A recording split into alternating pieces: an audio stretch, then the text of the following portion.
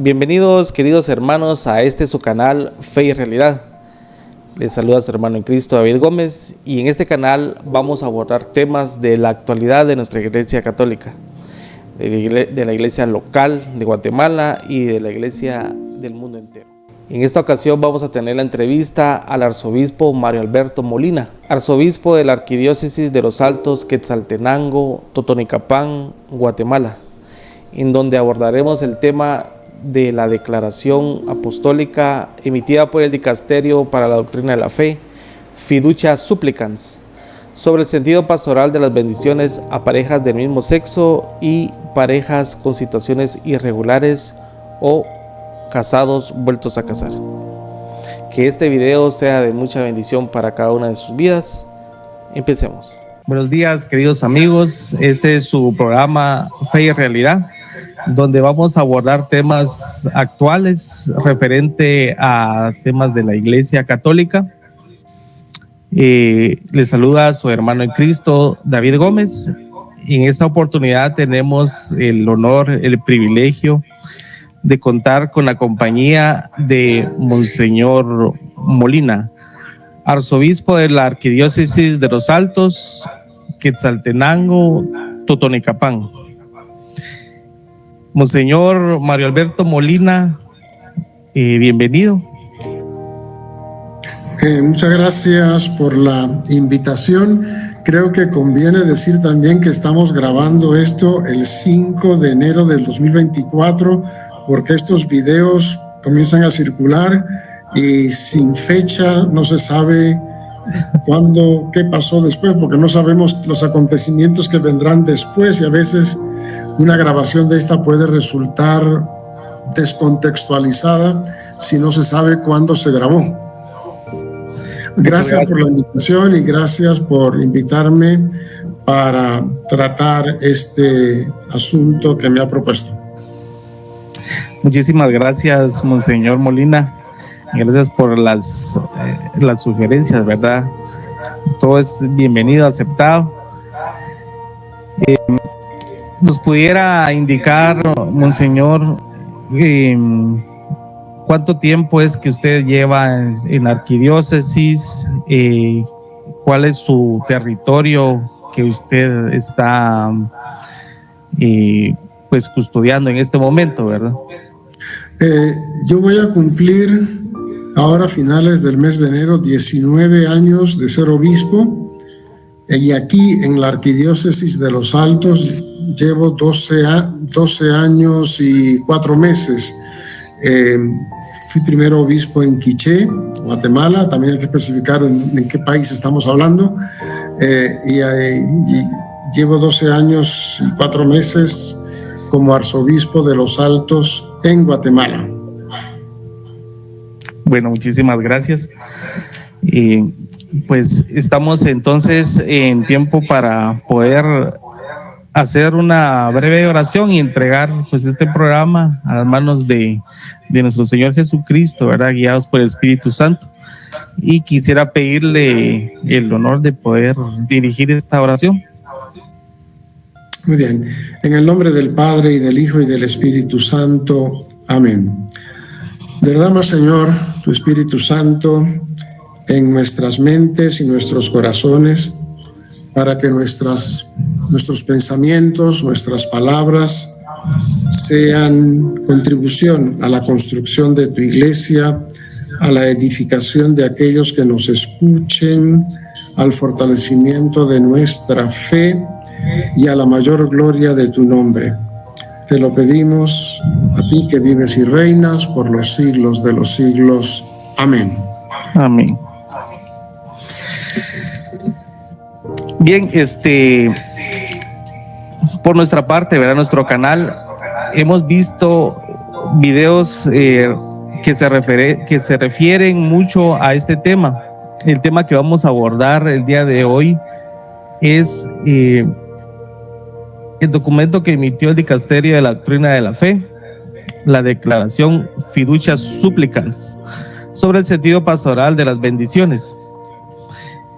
Hace unos días pues estaba viendo un video donde hacen mención a Monseñor Molina Es el canal del sacerdote Santiago Martín y el canal de él es Franciscanos de María. Lo pueden buscar y yo lo voy a dejar abajo en un link. Para los que no conocen mucho el tema, no están empapados, pues aquí abordan una serie de explicaciones y más que todo los puntos de vista de los obispos, así como de nuestro obispo Mario Alberto. Desde el minuto 16 es donde hacen pues la mención, ¿verdad? Entonces nos causó una duda en el sentido de que conocemos cuál ha sido el pronunciamiento de los obispos de otros países, ¿verdad?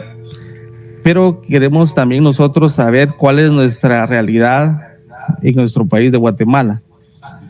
Entonces, si usted nos pudiera hacer una mención de qué trata la declaración y cuál fue su pronunciamiento en ese momento, ¿verdad? Muy bien. Efectivamente, en un video del padre Santiago Martín de los Franciscanos de María, en el que él comenta, fue su primer comentario a la declaración Fiducia Supplicans, él me mencionó, y puede resultar extraño cómo fue que ese padre allá en España o donde quiera que filmó el video supo. Fue una conexión casual. Cuando el documento salió, yo me creí en la obligación de orientar a los sacerdotes de la Arquidiócesis de Los Altos en torno al contenido, la lectura y el alcance del documento, del cual voy a hablar enseguida. Y un amigo mío en Buenos Aires, también un hombre católico muy preocupado de contenido de la declaración, me preguntó si yo tenía alguna opinión sobre el texto. Y le dije, mira, yo acabo de escribir 3-4 páginas para guiar a los sacerdotes de la arquidiócesis en la lectura del documento, te lo envío para que lo leas, porque no es ninguna cosa secreta. Es una vez que un documento de eso sale de la computadora de uno y lo manda en un WhatsApp, eso ya no tiene uno control de dónde va a dar. Y entonces este amigo mío de Buenos Aires pertenece a los círculos de espiritualidad que dirige el padre Santiago Martín. Me preguntó, ¿se lo puedo enviar al padre Santiago? Mira, eso fue lo que le dije, envíaselo si quiere. Y al padre después, yo no he tenido comunicación directa con el padre Santiago, pero este amigo me dijo, y el padre Santiago le gustó muchísimo el documento que tú escribiste. Hacía 3-4 días que se había publicado el documento, no había muchísimos documentos publicados, y dice, el padre Santiago, de lo que ha leído, dice que le ha gustado muchísimo el tuyo. Y a los 3-4 días, cuando él grabó su mensaje de esa semana, pues ahí me citó. La conexión fue de ese modo, a través de un amigo común que recibió mi documento. ¿Qué es la declaración Fiducia Supplicans? Se presenta como un documento que desarrolla el concepto de la bendición.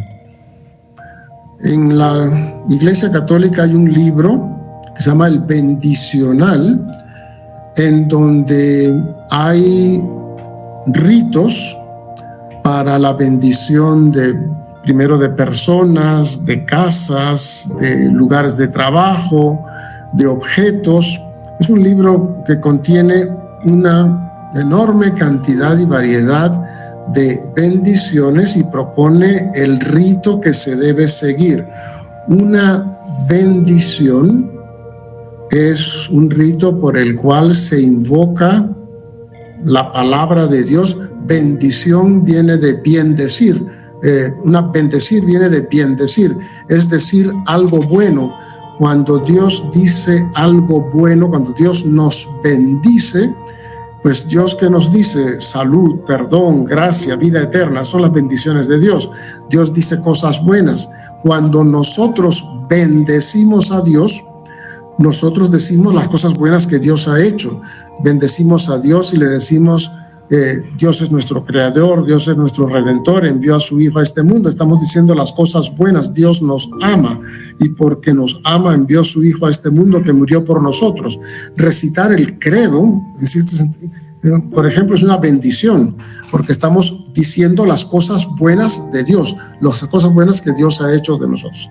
Bueno, el documento en cuestión se presenta como una ampliación del concepto de bendición y dice que además de las bendiciones litúrgicas formales que están en ese librito llamado bendicional, hay otras bendiciones que son las que, bendígame Padre, uno se encuentra uno en la calle o al terminar la misa, que uno nunca sabe por qué, si acabo de dar la bendición formal en la misa, la bendición litúrgica, ¿por qué me vienen a decir, bendígame Padre? Te acabo de bendecir con una bendición mucho más sustantiva que la que te puedo dar ahora. Te acabo de dar una bendición litúrgica y tú me estás pidiendo, sí, una bendición más personalizada quizá. Bendígame Padre, y uno pues pone la mano sobre la cabeza, Dios te bendiga. Entonces, el documento quiere decir que esas bendiciones realmente son bendiciones espontáneas que se la piden a uno en cualquier lugar, no necesariamente, uno no se pone sotana y estola y alba, vestidos litúrgicos para darla, y que esas bendiciones no exigen criterios éticos, no exigen una mayor averiguación en torno a la calidad moral de lo que se bendice. Esto es cuestionable. Ciertamente cuando a mí me dicen en la calle,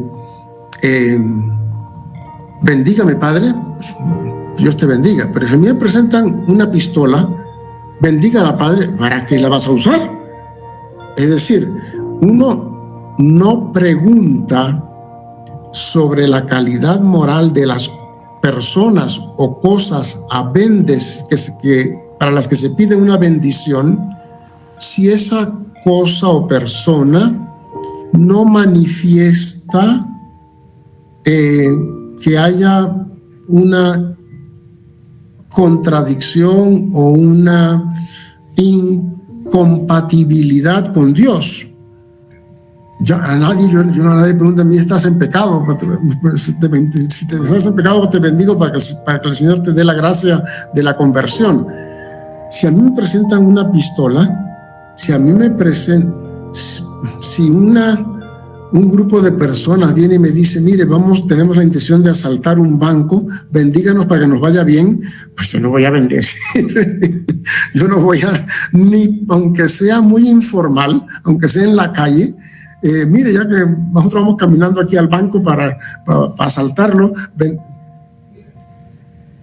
Sin embargo, el documento argumenta que esas bendiciones y que sobre todo las situaciones que califican para este tipo de bendiciones son las parejas homosexuales o las parejas de divorciados vueltos a casar. Y es allí donde comienza la discusión, comienza el cuestionamiento en torno al documento. El documento argumenta que hay dos tipos de bendiciones, como he dicho yo al principio. La bendición por la cual Dios pronuncia un bien para la persona, y la bendición por la cual uno habla bien de Dios, uno bendice a Dios diciendo cosas buenas sobre Dios. El documento argumenta que a una pareja homosexual, porque el documento es muy clarito de que matrimonio es solo lo que se da entre un hombre y una mujer. No se puede llamar matrimonio a ninguno otro tipo de unión que no sea la unión permanente de un hombre y una mujer para apoyarse, quererse, engendrar hijos. Incluye el tema de la fecundidad, engendrar hijos y educarlos. El documento deja clarito que la homosexualidad es un pecado, es una acción, la actividad homosexual es una actividad contraria a la ley de Dios. Es decir, en lo que se refiere a doctrina sobre el matrimonio y en lo que se refiere a la valoración moral de la homosexualidad, el documento es clarito y totalmente coherente con la doctrina de la Iglesia. Pero cuando dice que en el ámbito de la pastoral, en donde se dan las bendiciones informales, no litúrgicas, las bendiciones espontáneas, no litúrgicas, da a entender que allí vale todo. Eso es lo que uno se cuestiona. Si dos mujeres o dos hombres se me acercan a mire, somos amigos, bendiga nuestra amistad. Una amistad no implica ninguna sexualidad de por medio. Que Dios haga que la amistad entre ustedes dos crezca y se fortalezca. Mire, nosotros somos pareja, estamos enamorados, convivimos juntos. No te van a decir tenemos sexo, pero está implicado. Bendíganos. Pues yo no puedo bendecir eso. Y lo que dice el documento es que en estos casos la bendición tiene que ser para pedir que esa pareja encuentre y ajuste su vida a la voluntad de Dios.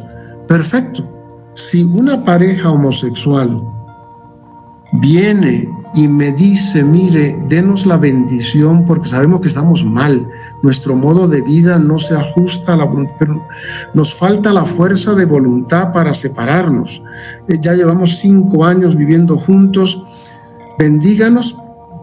Yo no tengo ningún problema en bendecir a esa pareja para decirle que el Señor te proteja, que les dé la fuerza, que el Señor les dé la gracia para que ya que reconocen que están mal, Él los fortalezca y logren ajustar su vida a la voluntad de Dios.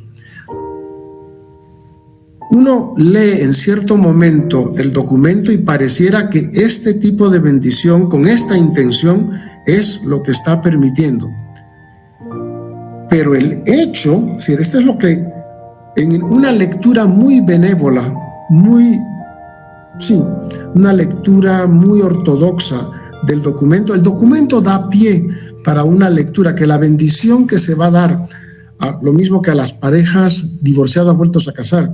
Mire, padre, llevamos 15 años juntos, nos damos cuenta, mi marido estuvo casado antes con otra, yo estuve casado antes con otra, no funcionaron nuestros matrimonios, nos separamos de nuestros primeros cónyuges ahora, pero nosotros nos entendemos, pero estamos mal, no podemos separarnos. La Iglesia enseña, Juan Pablo II enseñaba que a veces es difícil estos matrimonios divorciados vueltos a casar, se separen, pero necesitamos entonces la fuerza para abstenernos, vivir una vida de abstinencia sexual, vivir como hermanos y hermanas y mantener la unión en bien de nuestros hijos pequeños. Tenemos un hijo de 10, un hijo de 7 años, vamos a hacer más daño separándonos, pero no tenemos la fuerza para llegar a una continencia absoluta. Denos la bendición. Muy bien, yo les doy la bendición, para que el Señor les dé la fuerza para tener la gracia de la continencia y vivir, como dice Juan Pablo II en la Familiaris Consortio, vivir como hermanos y hermanas, y puedan entonces comulgar, incluso comulgar. Bendiciones de ese tipo, y el texto da pie para una interpretación en esta línea, estaría todo bien, pero el texto tiene frases también que da a entender que eso no es lo que va a ocurrir. Y de hecho, en los lugares en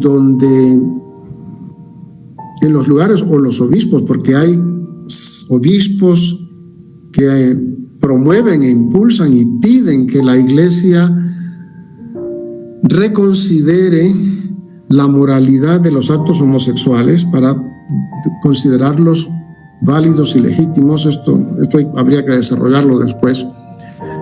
Lo que están ocurriendo, el famoso padre James Martin, jesuita, lo que hizo al día siguiente fue a una pareja de homosexuales hombres, les dio la bendición,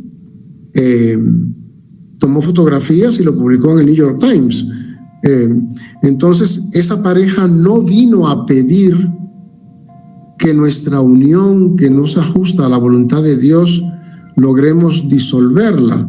Esa pareja vino a pedir que Dios sancione, apruebe con su bendición la unión que nosotros tenemos. Entonces, el tema está que la declaración parece proponer un tipo de bendiciones, pero lo que ha desencadenado en algunos lugares una práctica que es contraria a la moral de la Iglesia, a lo que la Iglesia ha sostenido.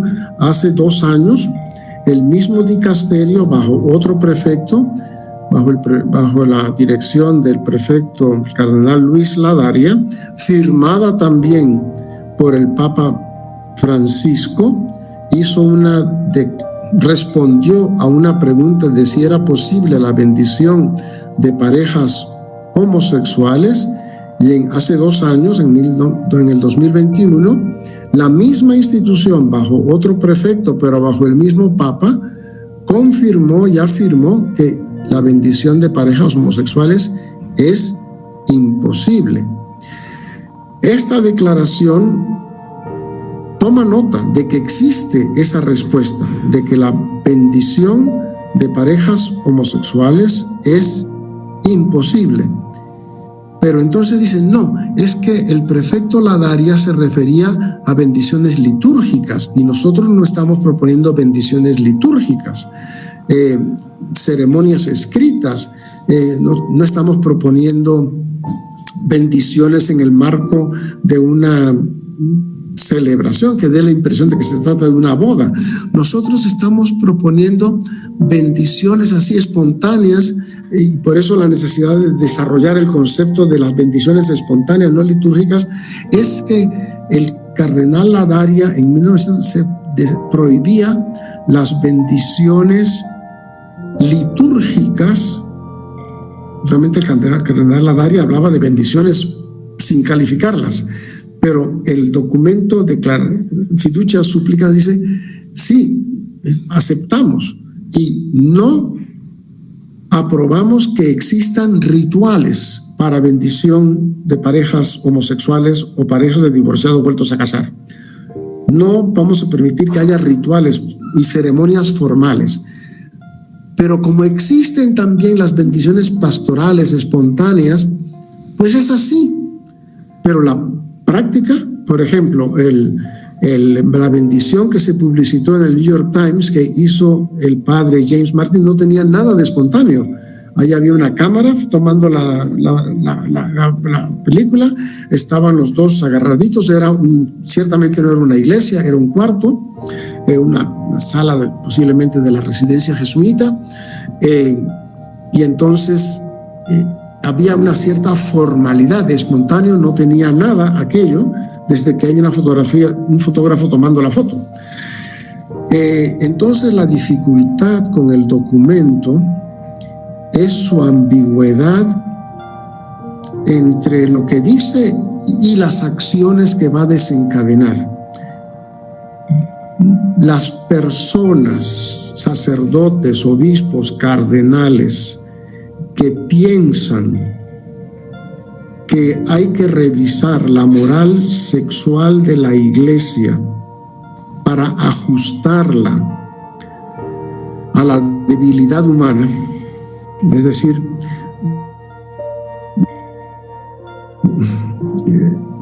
la sexualidad es una pasión muy fuerte. La sexualidad es, desde la revolución sexual de 1968, ha habido un cambio cultural en torno a la valoración de la sexualidad humana, en donde hay una mayor permisividad y desde la legitimación de los medios artificiales para evitar la concepción, realmente ha cambiado la naturaleza de la sexualidad. Cuando la sexualidad está indisolublemente unida a la posibilidad de procreación, en donde placer y procreación van juntos, la sexualidad se toma mucho más en serio. Pero cuando crece la posibilidad de separar placer de procreación, y esto ocurrió en el siglo XX con la fabricación de medios físicos y químicos para separar procreación de placer, entonces hay un cambio de la concepción de la sexualidad. Si la sexualidad está indisolublemente unida a la procreación, pues hay que reglamentarla de una manera. Pero si el placer sexual se puede disfrutar sin la procreación, ¿qué más da que sea entre un hombre y una mujer, entre dos hombres o entre dos mujeres? Es allí donde ha venido la legitimación de la homosexualidad, la existencia de medios químicos y físicos que permitan separar placer sexual de procreación, ha traído la legitimación de la homosexualidad. Porque si entre dos esposos es legítimo el uso de medios anticonceptivos para disfrutar del placer sin las consecuencias de la procreación, ¿por qué solo los esposos? ¿Por qué no dos amigos? ¿Por qué no dos amigas?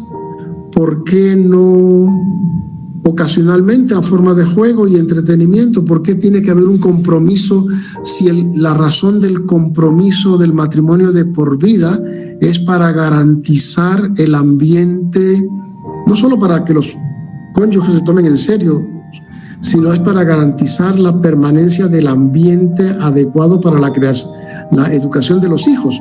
Pero si no hay hijos, ¿qué más da que el sexo sea casual? Entonces, la legitimación de la homosexualidad ha venido a partir de la Revolución del 68 y la existencia de medios físicos y químicos para separar placer de reproducción. Y entonces, al cambiarse la mentalidad y la valoración de la homosexualidad, ha venido en muchos países el reconocimiento legal, el famoso matrimonio homosexual en algunos países, o alguna otra forma de legitimación de la actividad homosexual. Entonces, lo que se está buscando es que la Iglesia también admita esta transformación, y aunque a la letra la declaración Fiducia Supplicans no avala la bendición de parejas homosexuales para bendecir y consolidar el vínculo que hay entre ellas, la práctica que de hecho desencadena es precisamente esa: bendiciones que tienen el propósito de que Dios, con su palabra, consolide un vínculo que es contrario a su ley moral. Sí, definitivamente, pues es bastante a veces confuso, ¿verdad? Esta ambigüedad nos pone como que a pensar muchas cosas, por así decirlo. Uno como fiel dice, bueno, entonces ¿a quién le hacemos caso, verdad? ¿A la máxima autoridad, que es de donde viene el documento, o al criterio de un obispo, de un sacerdote dentro de una localidad, ¿verdad? Entonces, pero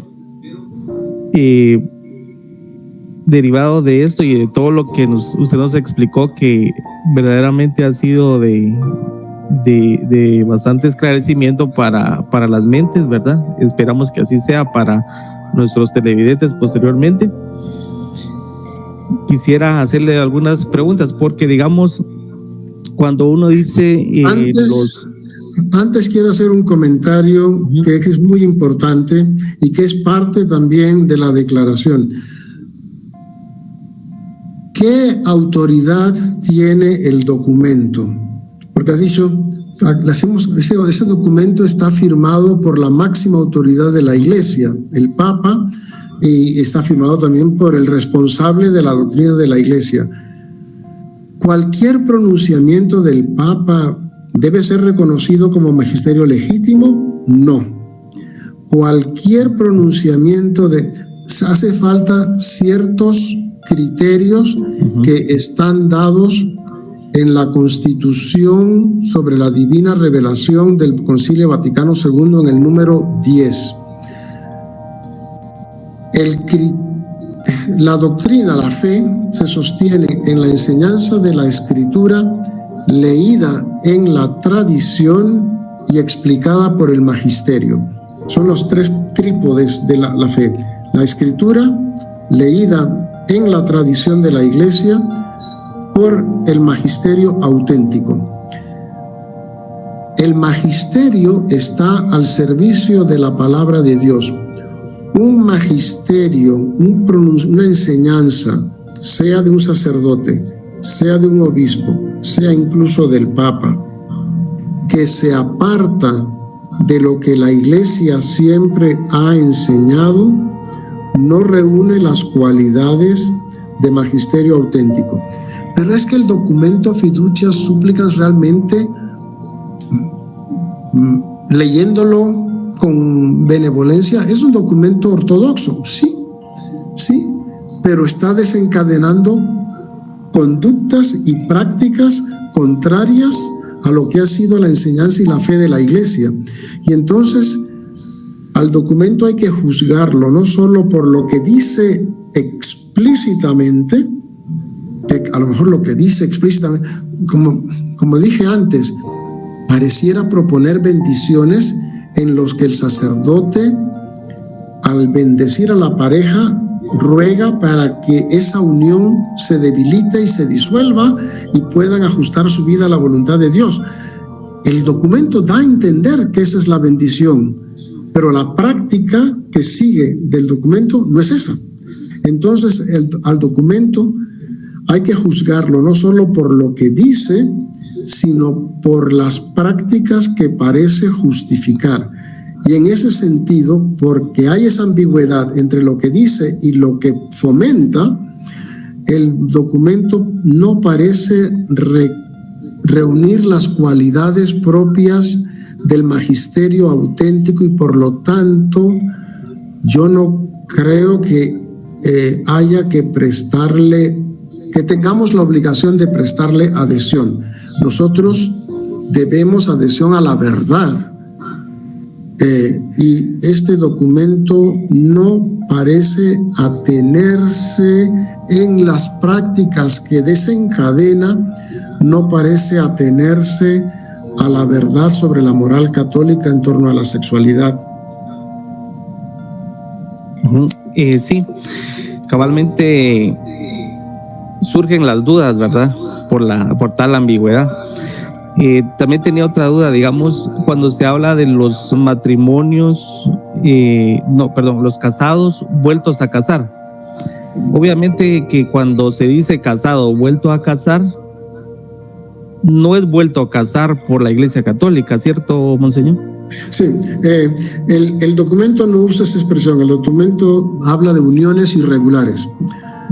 El Evangelio la llamaría uniones adulterinas, uniones adúlteras, porque Jesucristo dice: el que se casa con una mujer y se divorcia de ella y se casa con otra comete adulterio, y la mujer que se divorcia de su marido y se casa con otro comete adulterio. Jesucristo utiliza la palabra adulterio.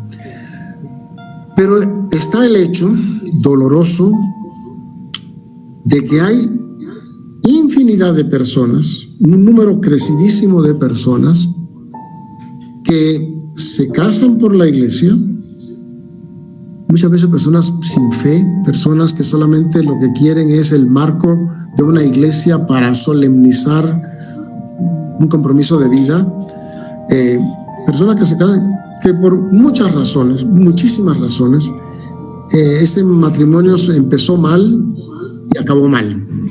Entonces son personas que están casadas por la iglesia, han recibido el sacramento del matrimonio, aquello fracasó, a veces al mes de la ceremonia se separaron porque no se entendieron, a veces a los 2 años, a veces a los 5 años y a veces a los 20. Se separan y muchas parejas se quedan separadas, pero hay otras que encuentran nuevas parejas. Entonces, cuando se habla de parejas de casados, hay que explicar parejas de personas que fueron casadas por la iglesia y que ahora están casadas o simplemente unidas o casadas solamente por lo civil con otra pareja. La realidad existe, es dolorosa. Hay 2 soluciones. Una es las personas que piden el matrimonio por la iglesia tienen que ser conscientes de qué es lo que están pidiendo. Lo piden para darle un marco religioso solemne a su compromiso, pero no están asumiendo las características propias de ese sacramento. Entonces, el primero es esto. El segundo es ciertamente el acompañamiento a las parejas en crisis. Y el tercero, para que consoliden, para que superen la crisis y no se separen. Y el tercer paso es las parejas ya que se han separado y que no han obtenido esa es otra cosa. Hay que también instruir a las personas para que sepan recurrir a los procesos de declaración de nulidad, porque los matrimonios se hacen con tal irresponsabilidad y con tal ignorancia que muchas veces esos matrimonios son nulos. Son nulos porque la pareja, basta que sea uno, por lo menos uno de los que contrajo el matrimonio, lo hizo sin ninguna intención de atenerse a lo que implica un matrimonio según la concepción católica. Entonces ese matrimonio es nulo. Un proceso sería iniciar procesos de nulidad que a veces son engorrosos, que son difíciles, que son largos, que son costosos, pero la solución que proponía es que esa pareja aprenda a vivir en castidad, en bien de los hijos, porque hay nuevas realidades, hay hijos pequeños muchas veces en esa pareja. Pero no sé a dónde iba. La aclaración era, cuando hablamos de parejas irregulares, estamos hablando de parejas de personas constituidas por personas que estuvieron casadas por la iglesia, al menos una de ellas con otro cónyuge. Ese matrimonio fracasó y luego se forman, a veces para el nuevo matrimonio, para uno de los cónyuges es el primer matrimonio. Y es solo el otro cónyuge el que es para quien es el segundo matrimonio. A veces son los dos que han estado casados antes. En cualquier caso se trata de parejas casados por la iglesia, divorciados por lo civil y vueltos a casar por lo civil. Sí, entonces para dar pie, digamos, a las siguientes preguntas, yo quisiera saber si nos pudiera indicar cuál es la diferencia de una bendición litúrgica a una bendición pastoral. Si es que la hay, pues la bendición. Es que la hay. En la forma, la diferencia es en la forma. La forma, la bendición litúrgica es la que tiene un ritual, la que está en el librito ese, el bendicional, que cuando uno bendice una casa.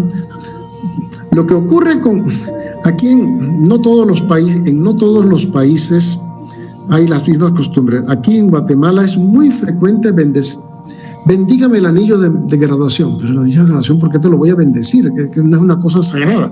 Bendígame esto, bendígame. Se bendicen las flores que se llevan al cementerio. Aquí en Guatemala hay los guatemaltecos somos muy sensibles a la dimensión religiosa. Entonces pedir la bendición es pedir un poco la presencia de Dios, invocar a Dios en las diversas circunstancias de la vida. Entonces, la diferencia entre la mayor parte de las bendiciones que hacemos en Guatemala son pastorales, espontáneas, porque se la piden a uno en circunstancias y a veces no llevamos el librito para hacer la lectura bíblica y hacer la fórmula especificada. Entonces, la diferencia entre la bendición litúrgica y la bendición pastoral o espontánea es si estás siguiendo un rito especificado en el bendicional o si es una bendición que el sacerdote en ese momento se inventa. Como yo me inventé la oración para comenzar yo no recurrí a ningún libro, sino que me pediste una oración para iniciar el programa, y ciertamente como esto me ha ocurrido ya muchas veces, yo tengo una formulita en la cabeza, pero eso no está escrito en ninguna parte. Y posiblemente yo también tengo unas 2 o 3 formulitas de bendiciones cuando me paran en la calle. Bendígame, Padre, pues Dios te bendiga y te proteja. Entonces, la diferencia es en si se usa un ritual prescrito o si las palabras que pronuncia el sacerdote son palabras espontáneas que el sacerdote dice en ese momento. Esa sería la diferencia formal entre una bendición espontánea y una bendición litúrgica. Ahora, la pregunta más grave es: ¿la bendición espontánea carece de criterios para su administración? Es decir, la bendición espontánea se puede otorgar a cualquier persona, a cualquier caso, a cualquier cosa, independientemente de la calidad moral, de la situación. Una cosa es bendecir a una persona y otra cosa es bendecir su situación de pecado. Padre, bendígame. Que Dios te bendiga y te proteja. Padre, bendiga mi adulterio. No, yo tu adulterio no puedo bendecirlo. Y si tú me dices, Padre, soy adúltero, bendígame, mira, que el Señor te proteja, te guíe y te dé la luz para salir del pecado en que estás. Pero si no me dice que yo estoy en adulterio, pues yo tampoco te voy a preguntar. Dios te bendiga y te proteja. Un poco a eso alude. Si una persona viene, Padre, bendígame, y viene sola, yo no le voy a preguntar si está viviendo, si es casado, si es soltero, si está viviendo con hombre, con mujer, y en qué circunstancias. Si viene solo, Dios te bendiga y te proteja. Pero si viene dos, agarrados de la mano, o dos ellas o dos ellos, bien dos agarrados de la mano. Padre, bendíganos. ¿Ustedes qué son? ¿Hermanos? No somos esposos. No, eso no lo puedo bendecir. Lo siento. En todo caso, lo que puedo orar con ustedes es para que se conviertan y ajusten su vida a la voluntad de Dios, puesto que buscan a Dios, sepan que lo que están haciendo está mal. Dios los bendiga, les dé su gracia para ir reconociendo día tras día que lo que están haciendo está mal, no se ajusta a su voluntad. Esa bendición yo la puedo dar. Yo la doy a quien se presente con esa intención. Pero, Padre, bendígame para que nuestra unión se consolide. No, Dios no puede consolidar lo que estás haciendo. Sí. Ahí está el problema. Entonces entendemos el punto de vista, ¿verdad? Y la intención. Ahora, ¿hay alguna penalización por parte de la alta jerarquía? Si, digamos, usted como obispo, los sacerdotes se niegan a tales bendiciones. Si yo no las voy a dar, ¿cómo los voy a penalizar? No hay, el documento no implica, el documento no prescribe ninguna sanción. El documento la declaración, tanto la declaración del 18 de diciembre como la aclaración de ayer, porque ayer hubo otro documento para aclarar, que no aclara nada, sino que crea confunde más. En ningún momento se habla de penalizaciones si no se da la bendición. Es más, ha habido un pronunciamiento, casi todas las conferencias episcopales casi todas, no, realmente no lo sé, un buen número de las conferencias episcopales de África, algunas de Europa Oriental, hasta ahí llego, conferencias episcopales se han pronunciado en contra y han rechazado el documento y han prohibido su aplicación en su territorio. Entonces ya hay conferencias episcopales, hay cantidad de obispos que han escrito, yo me cuento entre ellos, en el documento que escribí a mis sacerdotes para decirles, miren, yo no, y la conclusión mía era, miren, yo no creo que esto sea magisterio auténtico, por lo tanto, yo no creo que tengamos obligación de atenernos a lo que aquí se dice y sobre todo de aprobar la práctica que el documento parece fomentar, el documento fomenta. Entonces, sanciones no hay, y por lo tanto hay libertad. Al final el documento dice que los obispos y los sacerdotes deben actuar en conciencia. No he escuchado tampoco de parejas que hayan denunciado a un sacerdote o a un obispo porque fueron a pedirle una bendición y el obispo y sacerdote se negó. Que eso vaya a ocurrir, que se vaya a dar el caso de denuncias de ese tipo, no me extrañaría. Veremos cómo se maneja. Sí. Hay un dato que yo creo que es importante subrayar. Las tendencias homosexuales, tanto en hombres como mujeres, no son pecado. Las tendencias. Es decir, que un hombre se sienta atraído por la figura, el cuerpo masculino, que una mujer se sienta atraída por el cuerpo femenino, por la persona femenina, eso es más común de lo que la cultura guatemalteca tolera que se diga. Las personas con tendencias homosexuales existen y son numerosas. Esas personas no cometen pecado solo por tener tendencias homosexuales. Esta es la enseñanza de la Iglesia de siempre. Y hay cantidad de personas homosexuales que tratan de ajustar su vida a la voluntad de Dios para vivir de acuerdo con la voluntad de Dios. Este documento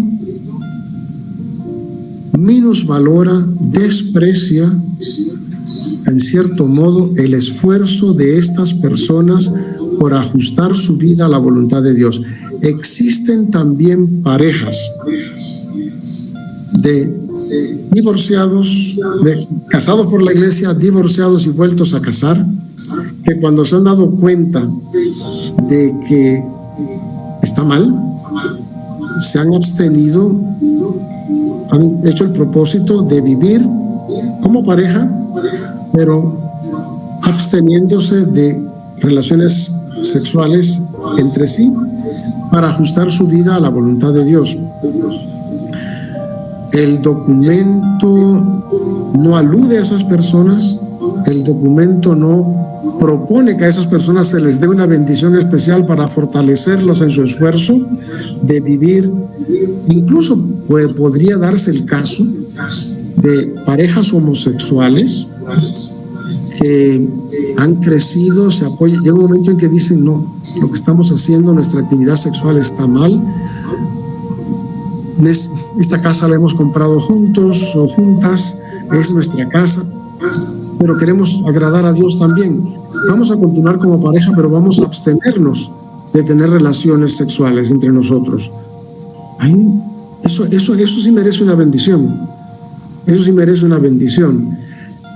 Estos casos de personas con tendencias homosexuales, de parejas en situación adulterina, digamos, que tratan de llevar una vida sexual que se ajuste a la ética sexual que propone la revelación, esas personas merecen una bendición y el documento las ignora. Esa es otra omisión grande que tiene el documento. Pareciera poner la luz sobre las parejas irregulares y homosexuales que intentan seguir viviendo así, y omite la referencia a las parejas o primero a las personas con tendencias homosexuales que se esfuerzan por vivir en castidad,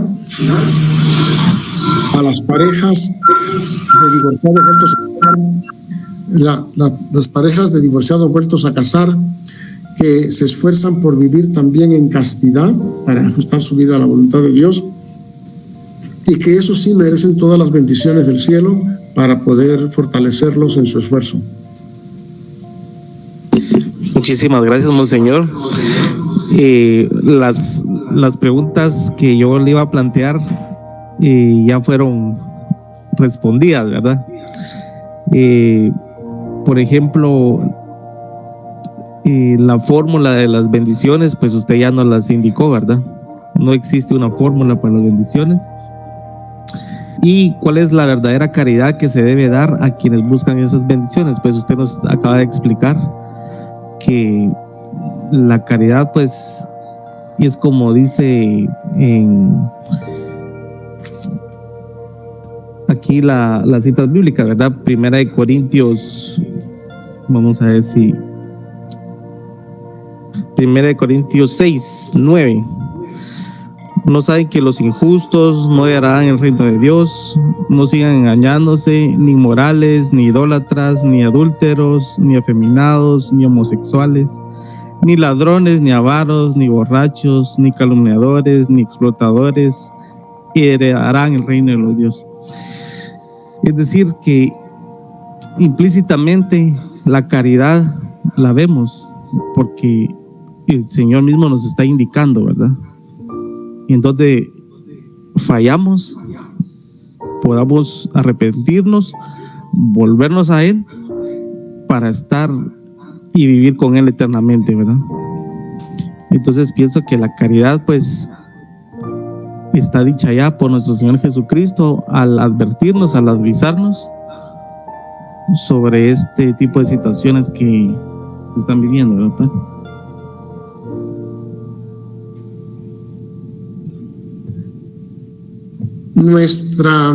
Nuestra cultura actual ha evolucionado a medida que se descristianiza la cultura occidental y también la cultura guatemalteca. A medida que se descristianiza, vuelven a aparecer rasgos del paganismo. El mundo en que nació el cristianismo, el mundo grecorromano, el mundo donde viene San Pablo, que escribe esas cartas, es un mundo donde la homosexualidad se practicaba abiertamente. El cristianismo tomó una postura. Hay una antropología implícita en la fe cristiana. Y esa antropología implícita en la fe cristiana concibe que la sexualidad es complementaria. Hombre y mujer los creó. La sexualidad se ejercita en la complementariedad y está orientada principalmente a la generación de nueva vida. Y naturalmente la generación de nueva vida exige colaboración de los padres, estabilidad del marco familiar. La evolución social de la humanidad ha llevado a esa convicción de que es uno con esto, no solo por revelación, esto por raciocinio, que es uno con una para siempre, para engendrar hijos y educarlos y apoyarse, por supuesto, mutuamente en la vejez. Tenemos que tomar conciencia los católicos de que tenemos una antropología, una manera de concebir al ser humano en materia de sexualidad y en muchos otros aspectos, que esa antropología es contraria a o incoherente o no se ajusta a la antropología que se promueve desde una cultura que se hace más pagana, que vuelve a formas, por ejemplo, de práctica de la homosexualidad. Si no estamos convencidos como católicos de que nuestra manera de pensar contrasta con la evolución cultural, entonces somos católicas a medias. Somos católicos que no hemos sido adecuadamente instruidos. Tenemos que asumir nuestra antropología, nuestra cosmovisión también. Nosotros concebimos el tiempo no como una repetición, sino el mundo es un don de Dios, es creado, tiene un fin, tiene un objetivo, caminamos hacia una meta. Esa es una manera cristiana de pensar que no es la manera secular de pensar. Entonces hay una serie de convicciones de fondo en cuanto a la noción del tiempo, la noción de mundo, la noción del ser humano, que surgen de la revelación y que nos dan una manera muy peculiar y muy particular de pensar en el ser humano, en nuestra situación en el mundo, nuestra interacción social, que depende de convicciones que debemos hacer el esfuerzo por asumir explícitamente, porque ya la cultura no nos la transmite. Yo suelo decir que la Iglesia Católica está tan acostumbrada a vivir en una cultura católica que ahora que la cultura se descristianiza, tenemos la tendencia a adaptarnos a la cultura, porque estamos acostumbrados a que cultura e iglesia son la misma cosa, sociedad e iglesia son la misma cosa. Pero al principio no fue así. Cuando surgió la iglesia cristiana era una roncha en el contexto de la cultura pagana, y por eso las persecuciones, y por eso trataron de eliminarla. El testimonio de los cristianos logró expandirse, y la perspectiva y la antropología cristiana lograron persuadir a un número grande de personas de que esta manera de entendernos y de entender el mundo propuesta por la revelación nos humanizaba y era mejor, y el mundo se hizo cristiano y la cultura se hizo cristiana. Pero, por la razón que fuera, a partir del siglo XVIII, sobre todo, con la Ilustración, la cultura occidental se ha ido separando de la cosmovisión cristiana, Y la tendencia de ciertos miembros de la iglesia es acomodémonos, porque estamos acostumbrados a que cultura e iglesia son la misma cosa. No. El movimiento va a ser, dejemos que la cultura vaya por su lado y nosotros los católicos seremos una minoría, pero mantenemos unos valores y llegará el momento en que tendremos la oportunidad de evangelizar de nuevo a un mundo desengañado, a un mundo desesperado, a un mundo frustrado, como era el caso del paganismo en el siglo IV. Yo suelo decir, o lo he dicho en otras ocasiones, que en nuestro futuro, algunos rasgos de nuestro futuro lo podemos ver en la iglesia de los 3-4 primeros siglos de su existencia.